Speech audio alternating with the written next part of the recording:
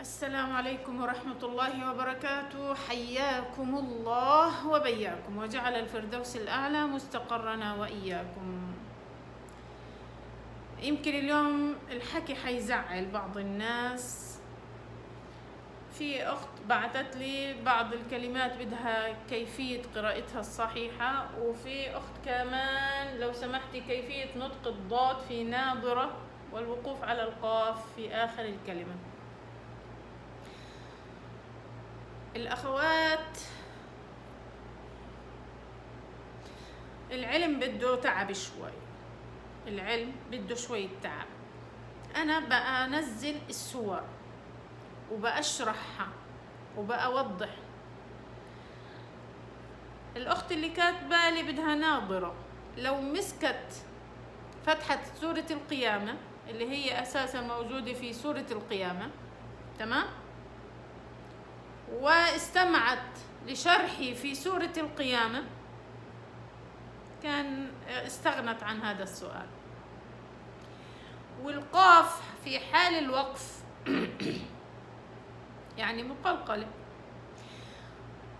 لو برضو في سورة القيامة أو السور اللي فيها القاف مكررة بكثرة واستمعت لشرحي وقراءتي كان عرفت. بس هذا دليل على أنهم لا بدهم يبحثوا ولا بدهم يشوفوا الفيديو على بعضه ويتعلموا. وكمان ثم وهم والذكرى وإياك في الفاتحة، كل هدول موجودات وين؟ في الصور اللي أنا منزلاهم أساسا وشرحاهم، والله شرحتهم. ومع ذلك مش بدي أقول حاضر حشرحهم، بس لازم الواحد يتعب. سورة قصة موسى مع الخضر عشان يتعلم إيش عمل، ترك الدنيا كلها وراح إلى مجمع البحرين عشان يلتقي بالرجل الأعلم منه عشان يتعلم، وقال له اصبر علي، اصبر، بدك لازم تصبر، بدها صبر، بدها علم، بدك تفتح الفيديوهات وتبحثي والله هاي الكلمة موجودة في سورة كذا، هل عزية أو يورا منزلها ولا لا؟ ادخلي على السورة واسمعيها، اوكي خلاص اتعلمتيها، ما بتحتاجي لهذا السؤال ابدا. وثم وهم وإياك وكل هدول نفس الكلام يعني. ومع ذلك حنحكي فيها.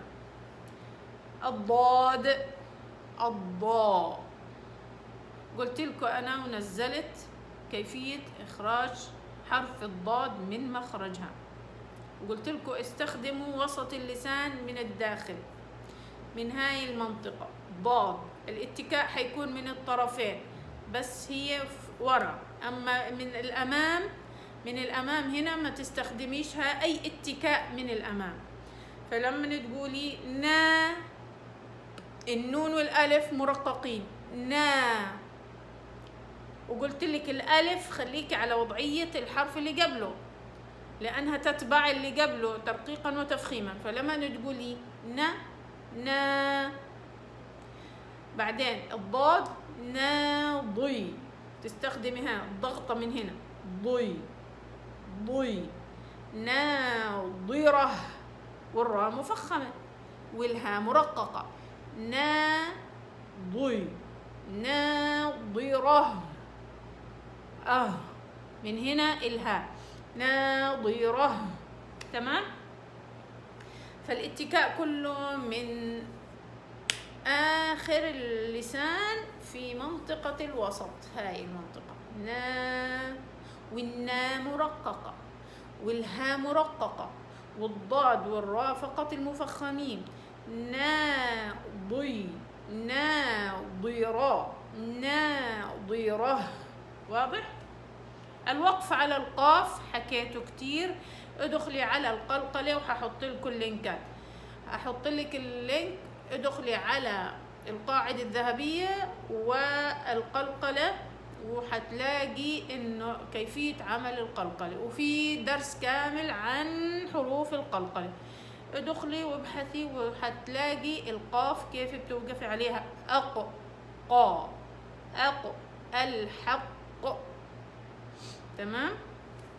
بس طيب، ثم الثاء مضمومة والهاء مضمومة والكاف كل هم ثم، فبدك تضمي ثم هي ايش؟ ساكنة، بدك ترجعي الى الساكن. اذا بدك ترجعي الى درس شو كيفية التعامل مع الساكن، برضو في القاعدة الذهبية الساكن، وحتلاقيني شارحة كل هالكلام هذا. ثم لازم ترجع على وضعية الساكن. كيف وضعية الساكن؟ هذا وضعية الساكن. ثم هم كم. الضم لازم تضمي شفايفك صح، وتضمي من المخرج وتضمي الشفايف عشان يصير عندك إتمام للضم. تمام.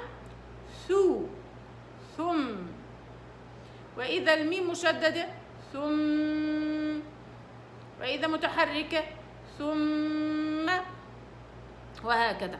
ضمي وارجع إلى الساكن، ضمي نفس الشيء. هم كم. طيب، بهم الهاء مرققة ومن أضعف الحروف، ومع ذلك كمان مكسورة، والكسر برقق زيادة. فإيش حتقولي؟ به بهم، به الكسر من هنا، بهم، والميم حترجع إلى الساكن. واضح؟ الذك الكاف حتلاقيها إيش؟ ساكنة، فإذا فيها شدة وهمس متتابعين. الذك هذا هو شدة وتتابع معاها همس. بعدين الذكرى، الراء مفخمة، الذكرى. خلاص واضحة؟ إذا بدك تجيبي كاف ساكنة على وضع الساكن، وضع الساكن، بجيب شدة ويتبعها الهمس. واضح؟ الذكرى. بعدين الراء تفخيما. إياك، الياء هنا عليها شدة، والياء في كل القرآن اللي عليها شدة فيها نبر. النبر هنا حيكون نبر شو؟ نبر صوتي. إياكي أن تضغطي على الياء، إيا غلط، تضغطي على مخرج الياء اللي هو وسط اللسان وتقولي إيا، لا غلط. أنا الياش رخاوة وليونة، فأنا أرفع طبعا، أجيب أي، بس أي بعلي نبرة صوتي، أي يا إياك، من غير ما أشد على المخرج ولا أشد على فكي ولا أشد على لساني أبدا. إياك، يا زي ما بتقولي يا، إياك، نبر صوتي عشان أحافظ على ليونة الحرف. بنفس الوقت الواو بنفس الطريقة، أو تمام، نفس الكلام.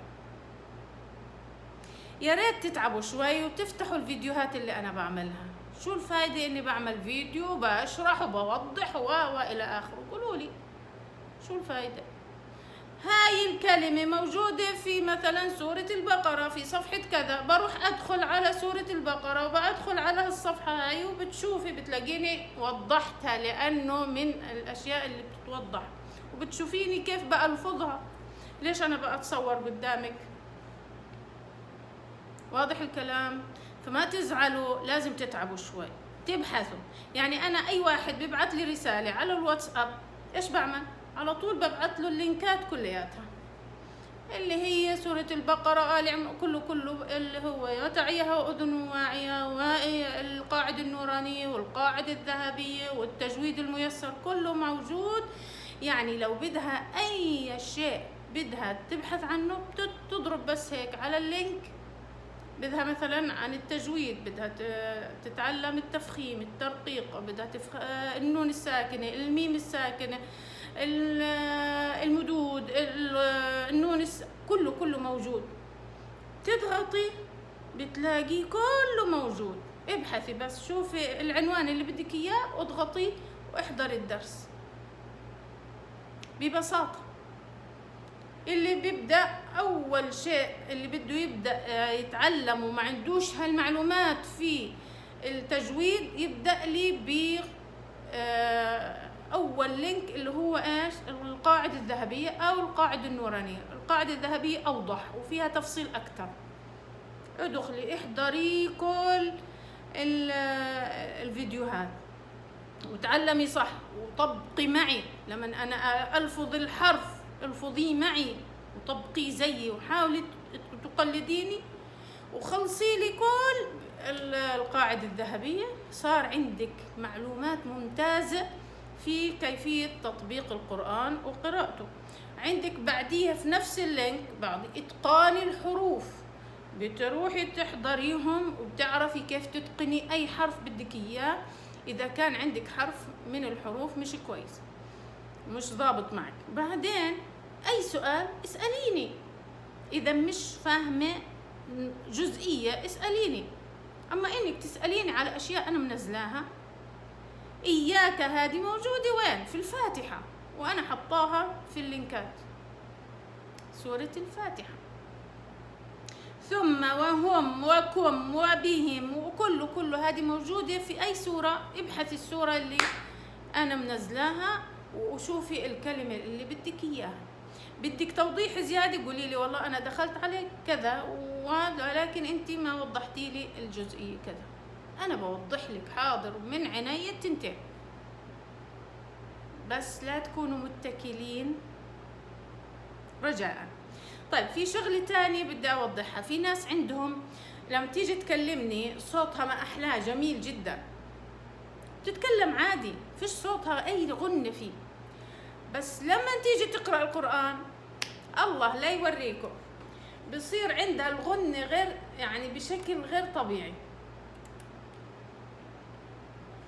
مثلا لما تيجي تتكلم عادي زي ما أنا بتكلم، لما تيجي تقرأ قرآن قال فالحق والحق أقول، يعني صوتها بصير نشاز وكل صوتها بيطلع فيه غنة. ليه؟ ضغطت على نفسها بحيث انه صار كله يطلع الصوت الى الخيشوم. اللي فيها هاي العادة او فيها هالطبع او فيها غنة اثناء التلاوة ايش حتعمل؟ حتقرأ جزء كبير من القرآن قراءة كأنها بتقرأ عادي أي مطالعة. قال فالحق والحق أقول هيك لأملأن جهنم منك وممن تبعك منهم أجمعين. وتحس الصوت طالع من الصدر مش من هنا. حتى في الغنن ما تحاولش أبدا تضغط زيادة، عادي تقرأ عادي لأنها أساسا صوتها ضارب لفوق من غير هالواسطة يعني. المهم النون تضغطي مخرج النون، الميم تضغطي مخرج الميم، الشفايف أو اللساني، حيشتغل الخيشوم طبيعي. بالطريقة هاي بإذن الله تعالى يعني تقرأي يعني جزء كبير جزئين ثلاثة بالطريقة هاي حتعرفي كيفية إخراج الصوت الصحيح. وبالتالي لما تيجي ترتلي أو تجودي حيطلع صوتك واضح ما فيش فيه غنة. أعتقد كلامي واضح. إذن أي واحدة صوتها مغنون أو واحدة صوتها عادي ولما تيجي تقرأ بيطلع الغنة غير طبيعية في قراءتها تقرأ بالطريقة هاي قراءة مطالعة. قال فالحق والحق أقول، بس بتطبقي التجويد. لأملأن جهنم منك وممن تبعك ما فيش حاجة طالعة من الغن من الخيشوم. أمورك حتصير 100 بإذن الله تعالى. وبعدين بتصير تجودي لأنك خلاص عرفتي كيفية إخراج الصوت الصحيح. طيب في ناس عندهم إمالة كلامها العادي وخصوصا المصريين أو في برضو ناس من الفلسطينيين أساس كلامهم كله إمالة. طيب أتقنتي وضليت يعني هي حتعرف نفسها اللي أنا بتكلم عنها، أتقنت وما شاء الله وطلعت الإمالة وخلاص وتخلصنا من الإمالة. إن ما غيرتي في لهجتك وضبطتي صوتك وخليتيه صح، ما فيش فيه إمالة، الكلام العادي حترجع للإمالة في القرآن وإنت مش منتبهة، لأنه إشي طبيعي فيكي هالإمالة. فلا، أنت من الأساس خلص اتعلمتي كيف أطلع الحرف في القرآن صح من غير إمالة. اطلعي من الإمالة حتى في لهجتك المصرية أو لهجتك الفلسطينية أو أي لهجة من اللهجات. كلامي واضح. غيري لهجتك ما فيها مشكلة، زي بالضبط مين؟ أهل السودان، القاف والغين. يا عمي اعدلوا لهجتكم، اعدلوها، اللي بده يعدل قرآنه يعدل لهجته. إذا اللهجة فيها غلط وأنا أتقنت القاف في القرآن، إن ما بصير منتبهة 100%، بأدخل على طول على الغين وأنا بجيب القاف، أو الغين بتصير قاف وأنا مش منتبهة. فيا ريت تغيروا اللهجة، ما فيها إشكال. لما أغير لهجتي ما فيها إشكال، عشان القرآن ما فيها إشكال. ومن ترك شيئا لله أبدله الله خيرا منه.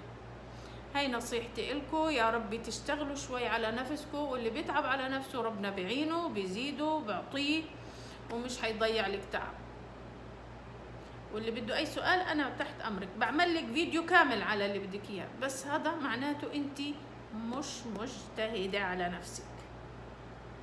ويا ريت تشوفوا الفيديوهات كاملة، لأني أنا بقرأ الآيات كلياتها، بعدين أنتقي الحروف اللي فيها تفخيم وترقيق واللي فيها أشياء صعبة عليكم وأنا عارفة إنها صعبة عليكم، وبأشرحها وبأصححها وبعيدها وبزيدها. ويا ريت تكونوا من المقلدين للصوت تماما.